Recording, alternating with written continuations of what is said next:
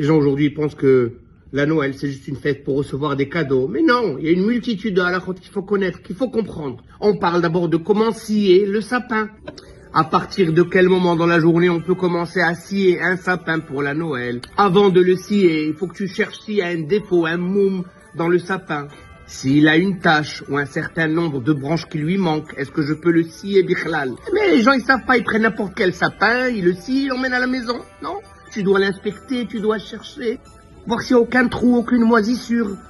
Et bien sûr, si tu trouves un nid d'oiseau, tu chasses la mer, tu prends les œufs et tu les gardes pour l'aile à céder, pour Pessah. T'as aussi un Inyan de si un goy, il le scie pour toi. Est-ce que tu peux l'utiliser? Est-ce qu'il est cachère? Ou est-ce que c'est le juif qui doit prendre la scie, faire la première entaille dans l'arbre et le non-juif il peut continuer? Quelle est la marloquette entre Beth Hillel et Beth Shammai?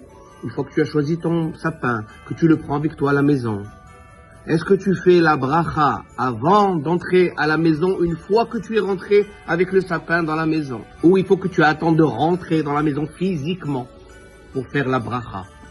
Beth Hillel dit, si tu as mis tes 2 pieds mais qui ne dépassent pas encore la dernière épine du sapin, tu peux encore faire la bracha. Beth Shammai dit non, dès que tu as mis un seul orteil dans la maison, tu peux plus faire la bracha, c'est trop tard. Et les deux sont d'accord pour dire que tu pourras faire encore la bracha pour le montage du sapin. Avant de faire la bracha sur le sapin, tu dois prendre le sapin, le retourner complètement, que le pic d'en haut il touche le parterre.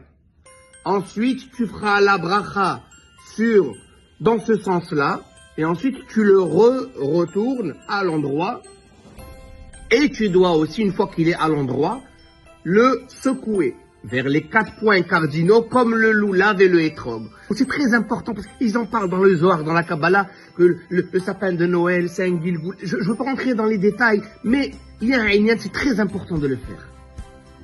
Et quand tu ferais la bracha pour le montage, tu dois avoir dans ta tête la kavana pour tous les sapins qui ont été tués et qui n'ont pas eu le zérout de devenir un sapin de Noël.